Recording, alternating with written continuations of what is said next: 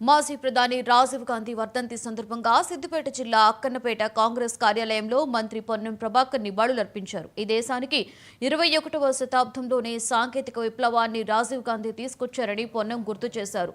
వారి చొరవతోనే మనం ఈ రోజు టెక్నాలజీ వాడుకోగలుగుతున్నామని, ఇందిరాగాంధీ గరీబీ హఠావో, పివి నరసింహారావు ఆర్థిక విప్లవం, రాజీవ్ గాంధీ సాంకేతిక విప్లవం, నెహ్రూ పంచవర్ష ప్రణాళికలు, 18 ఏళ్లకే ఓటు హక్కు, పంచాయతీరాజ్ చట్టం, ఢిల్లీ నుంచి గల్లీ వరకు జవహర్లాల్ రోజ్గారీ పథకాన్ని తెచ్చిన ఘనత కాంగ్రెస్ పార్టీకే చెందుతుందని మంత్రి పొన్నం చెప్పారు.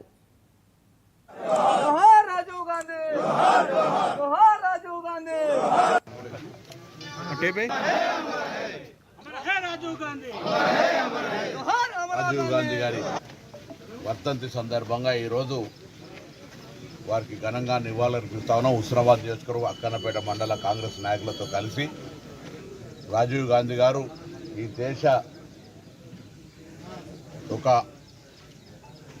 విప్లవాన్ని తీసుకొచ్చే విధంగా 21వ శతాబ్దంలో తీసుకుపోవాలని ఆనాడు టెక్నాలజీని తీసుకొచ్చిన కారణంగానే ఈరోజు మనం వాడుతున్నటువంటి టెక్నాలజీ అంతా వారు సంబంధించినటువంటి చొరవతోనే జరిగింది.